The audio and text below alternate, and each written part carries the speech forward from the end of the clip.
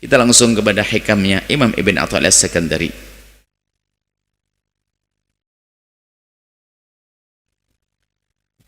Berkata Imam Ibn Athaillah As-Sakandari dalam munajatnya, munajat mengadunya kepada Allah, ilahi wahai Tuhanku, ilahi wahai Tuhanku, min ta'atin, alangkah banyaknya kebaikan banaituha yang aku lakukan, aku bangun. Alangkahnya banyak kebaikan yang kita bangun. Tadi kita bahas sholat, puasa, zikir, segala macam. Alangkah banyaknya kebaikan yang aku bangun. Wahalatin syayyatuha, halah itu keadaan kebaikan yang aku kuatkan. Maksudnya, ya Allah, alangkah banyak kebaikan-kebaikan yang aku lakukan, aku tumpuk, aku kerjakan, aku perkuat. Hada ma'timadi alaiha, telah menghancurkan mengandalkannya aku terhadap amal tersebut, adluka, keadilanmu. Jadi ada seorang hamba yang mengandalkan amalnya dan mengandalkan kepada amal. Kalau salah cara mengandalkannya menjadi sesat. Bahkan kalau kita membahas tentang hikmah Imam Ibn Athaillah As-Sakandari yang awal-awal, min alamatil i'timadi 'alal 'amali nuqsanur raja'i inda wujudiz zalali, misalnya.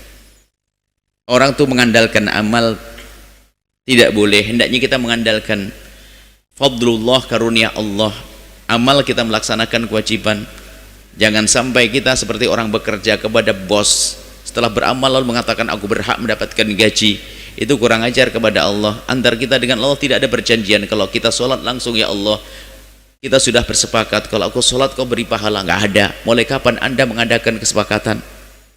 Akan tapi ketahuilah, sholat kita adalah penghambaan kita, dan kita tidak bisa sholat kecuali Allah pilih. Maka dengan Allah jangan seperti orang bekerja, aku mendapatkan ini karena aku sudah berbuat baik, aku mendapatkan surga. Tapi seorang hamba masuk surga karena karunia Allah, karena rahmat Allah.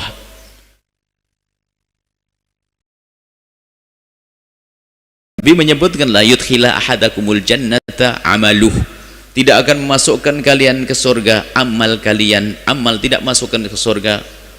Para sahabat Nabi mengwala anta ya Rasulullah wala ana ila ayyataghammadani Allahu birahmati, kecuali karena Allah memberikan kepadaku rahmat.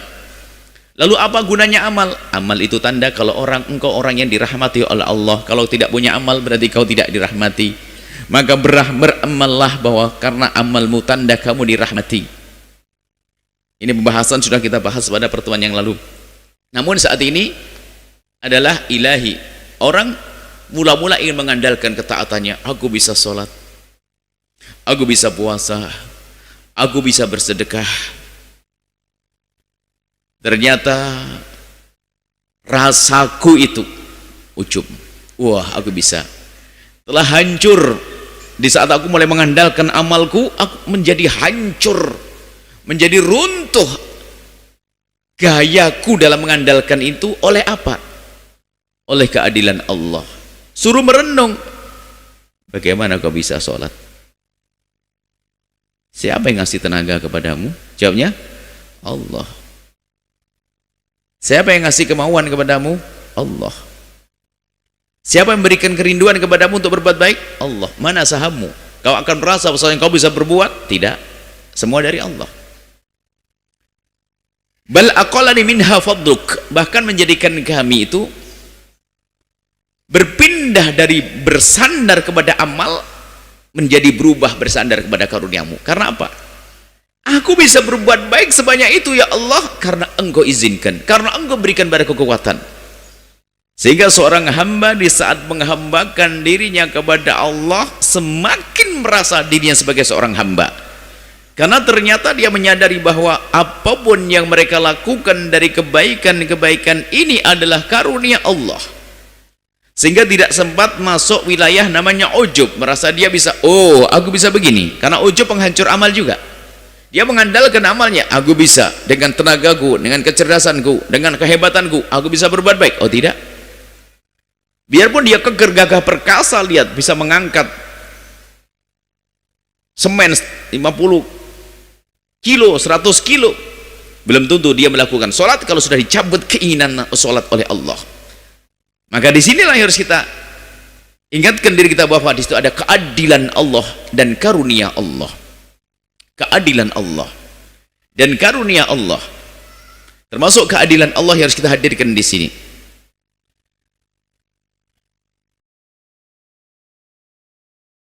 Dosa besar, semua tahu dosa besar-besar.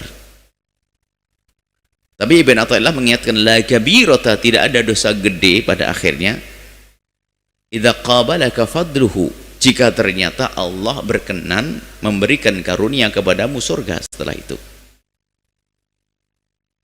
Dan tidak ada dosa kecil, wala saghirata, enggak ada dosa kecil, idza wajahaka adluh, kalau sudah engkau dihadapkan dengan keadilan Allah, enggak ada dosa kecil. Sebab dosa kecil jadi berat. Di neraka biarpun 1 menit juga enggak enak.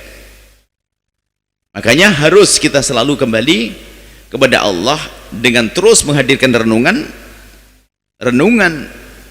bahwa segala kebaikan yang dilakukan seorang hamba itu adalah karena Allah berkenan mengizinkan dan memberikan kekuatan kepada hamba tersebut untuk melakukan kebaikan, sehingga dia akan sombong dengan kebaikannya. Di saat itulah dia aman, amalnya menjadi amalnya terima. Karena ada dua kalau kita berjalan, mungkin kita gambarnya ada 2 tebing, 2 jurang kiri kanannya yang menjadikan hancur amal kita. Kita berjalan nggak sampai kepada Allah dengan amal kita. Apa itu? Kanan namanya riya, yang kiri namanya ujub. Kita berjalan dengan amal kita, belok kanan riya, disanjung manusia, kita senang, habis. Yang satu ujub, oh siapa dulu saya kok, wah sholat tahajud, enak, puasa saya, Senin Kemis gak pernah putus, wah ujub, runtuh. Maka dari itu, segede apapun dosa seorang hamba, kalau dia menyadarinya,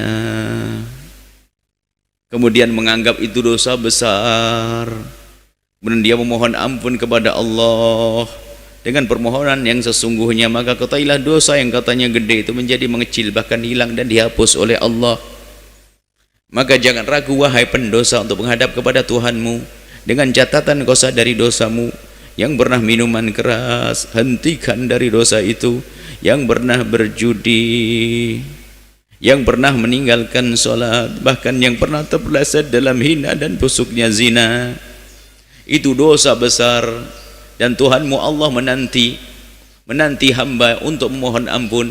Maka bergegaslah, wasari'u ila maghfirati min rabbikum, bergegaslah untuk mendapatkan pengampunan dari Allah. Hasilnya apa? Diampuni oleh Allah, bahkan menjadi orang yang bertakwa, menjadi orang yang dicintai oleh Allah. Sebesar apapun dosa, catatannya menganggap dosa itu adalah dosa, lalu dia mohon ampun kepada Allah, sehingga yang katanya dosa gede menjadi tidak ada lagi, bukan sekedar dosa kecil dihapus. Begitu sebaliknya, biarpun itu dosa kecil, kalau kita mengentengkan dosa kecil maka menjadi gede, karena mengentengkannya itu menjadikan gede dosa kecil. Remehkan, dosa kecil nanti aja, nggak tobat, keburu mati belum diampuni Allah, disiksa.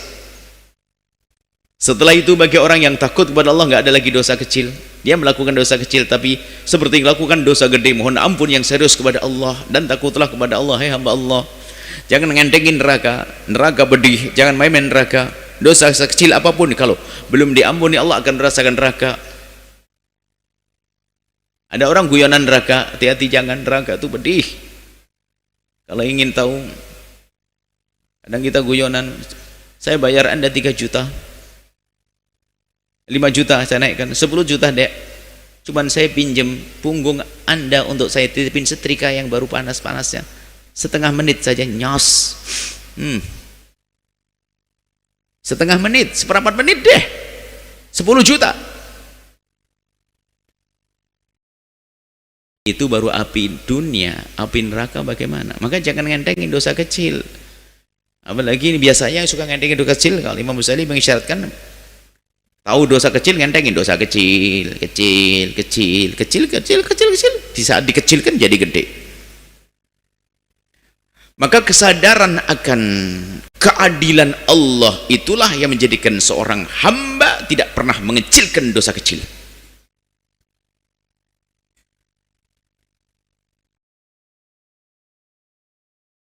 Nah, kesadaran seorang hamba akan keadilan Allah, maka tidak akan mengecilkan dosa kecil. Dia akan selalu memohon ampun biarpun dosa kecil. Maka menjadilah sukses dia, selamat, mendapatkan pengampunan Allah, dimuliakan oleh Allah Subhanahu wa ta'ala. Kemudian, ilahi, wahai Tuhanku, innaka ta'lam, engkau maha tahu, wa illam tadumit ta'atu minni fi'lan jazman, fi'lan wa jazma. Wahai Tuhanku, ya Allah, wahai Tuhanku, innaka ta'lam, engkau sungguh mengetahui, engkau mengetahui, wa ilam tadumi ta'atu, kalau ketaatanku dariku ini enggak abadi, sebab kadang taat, kadang-kadang besok enggak lagi. Ini menyadari dulu, kalau berdoa kepada Allah jangan sombong, sebutlah kekurangan. Ini kelas Imam Ibn Atha As-Sakandari, ngadunya begitu, ya Allah, istiqomah tuh sering bolong, gitu maksudnya. Istiqomah tuh sering bolong. Saya pengen rajin tahajud, bolong. Ini bolong. Lam tadum gak abadi. Minni tidak. Jadi keistiqomahan yang aku rindu dariku itu fi'lan tidak terwujud dengan sesungguhnya. Wala jazman, bahkan di saat saya melakukan juga serius enggak, serius enggak. Itulah keadaanku, ya Allah. Aku ingin istiqomah, ternyata istiqomahku kepotong. Aku ingin belajar, ingin beribadah sesungguhnya, tapi juga masih belum serius. Kadang masih keganggu. Khusus Allah, baru ingat toko, ingat mobil, ingat anak, ingat saudara, ingat sini. Sadari kalau ngadu kepada Allah, karena Allah sudah tahu. Allah tahu kok waktu kita sholat, kita pikiran kita kemana-mana, tahu kok. Allah tahu kita tiba-tiba nggak tahajudan, Allah maha tahu. Padahal biasanya tahajud. Maka mengakui kekurangan itu penting di hadapan Allah. Tanda penyesalan, sehingga karena dia menyesal, maka biarpun dia dengan bolong-bolongnya tadi dalam kesunahan-kesunahan tetap mendapatkan pahala dari Allah karena kerinduannya. Faqaddaman mahabbatan wa azma. Maksudnya ngadu, ya Allah, secara nyata ya Allah memang aku ini belum istiqomah ya Allah, tapi engkau tahu bahwasanya aku tuh pengen istiqomah lah, gitu loh. Saya pengen istiqomah ya Allah, engkau tahu kalau saya pengen istiqomah, cuman saya jarang istiqomah ya Allah lah, gitu. Ngadu kepada Allah, saya ingin istiqomah dalam kebaikan, saya istiqomah dalam puasa, saya istiqomah bangun malam, cuman ya Allah nggak bisa. Kadang keganggu, tapi engkau maha tahu bahasanya di hatiku ada kerinduan untuk beristiqomah, dan dalam hatiku tersembunyi keinginan untuk serius dalam beribadah. Yani waqaddamat mahabbatan wa azma. Tetapi ya Allah, dalam hatiku senantiasa rindu, ingin mahabbatan, ingin cinta melakukan kebaikan, wa azma, dan semangat melakukan kebaikan, tidak pernah berhenti kalau niat di dalam hati, agar kembali kepada yang Allah janjikan. Niatnya seorang mukmin, niatnya seorang mukmin, kalau orang niatnya benar, biarpun dia belum bisa melakukan, dapat pahala.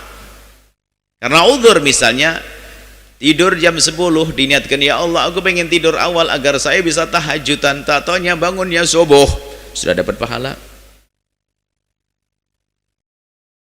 Niatnya benar, serius niatnya. Maka dari itu ayo kita memperbanyak niat kalau begitu. Tapi jangan niat toh, salah memahami hadis. Kan ada hadis Nabi, niatul mu'min khairun min amalih. Niatnya seorang mukmin lebih bagus daripada amalnya. Akhirnya apa? Niat toh, nggak usah beramal. Oh, ini keblinger memahami hadis. Yang penting niat. Mana ngasih fulus orang sudah niat. Mau tahajud sudah niat. Oh, bukan begitu. Hadis itu dibacanya bareng. Bukan nih, hadis itu begini bunyinya. Kalau engkau punya amal dzahirmu gerakan sholat, amal batinmu niat di dalam hati. Ini dua. Maka niatnya seorang mukmin lebih bagus daripada amal zahirnya. Sebab apa? Kalau biarpun ada amal zahir, nggak ada niat yang benar, nggak akan diterima. Gitu loh maksudnya. Jangan salah maknai, nanti orang banyak niat tok lalu tidak berbuat baik, itu bahaya juga. Baik, kembali kepada hikmahnya Imam Ibn Athaillah As-Sakandari, hendaknya kita selalu menyadari kekurangan kita dalam melakukan kebaikan, adukan kepada Allah. Karena mengadu itu sebetulnya di balik kalimat mengadu ini ya pengen diberi pertolongan. Ya Allah, aku ini nggak bisa istiqomah, tapi Engkau Maha tahu bahasanya aku ingin istiqomah. Maksudnya apa?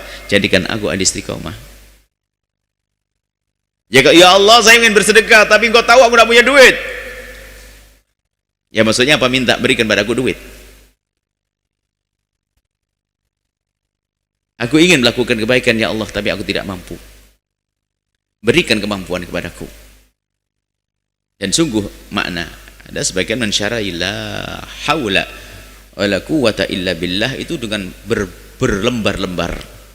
Sebab la haula maknanya la haula, tidak ada daya dalam melakukan kebaikan, wala quwata, dan tidak ada kekuatan dalam menghindari kemaksiatan illa billahi, kecuali dengan Allah. Tidak ada kekuatan melakukan kebaikan dan tidak ada kekuatan dalam menghindari kemaksiatan kecuali dari Allah. Anda tidak akan mampu melakukan sujud sekali sujud kecuali Allah pilih. Dan Anda tidak akan mampu berderma satu rupiah pun kecuali Allah pilih. Bahkan kita tidak akan bisa meninggalkan satu kemaksiatan kecuali Allah pilih kita untuk meninggalkan kemaksiatan. Sehingga tanda orang yang dicintai oleh Allah itu begitu mudahnya dia melakukan kebaikan-kebaikan, biarpun itu tidak pernah direncanakan sekalipun. Ada kalau sudah nasibnya orang tidak dicintai oleh Allah, begitu mudahnya melakukan keburukan biarpun tidak direncanakan sekalipun. Nggak sengaja jadi maksiat. Ini maksiat lagi, maksiat. Nasibnya maksiat. Semoga Allah menjadikan kita ahli ibadah. Dan juga kalau kita balikan hadis qudsi yang panjang tentang kekasih Allah yang selalu beribadah dengan yang fardu, kemudian melakukan sunnah sampai Allah menjadi tangannya, Allah menjadi matanya, menjadi kakinya. Maksudnya bagaimana Allah menjadi matanya? Allah menjaga matanya sehingga mata ini susah melihat yang haram. Hei hamba Allah, kalau ternyata matamu sering melihat yang haram baik di alam nyata atau di alam maya, ketahuilah jangan-jangan Allah tidak sayang kepadamu. Maka jaga pandanganmu, biarpun orang lain tidak tahu, istrimu, suamimu tidak tahu, anakmu tidak tahu, bahkan mungkin muridmu tidak tahu. Wahai Ustadz, Allah Maha tahu. Urusan kita dengan Allah, untuk kita gunakan apa mata kita, telinga kita yang kita dengar apa kira-kira. Menyadari makna ini penting agar terus meningkat kualitas kebaikan kita.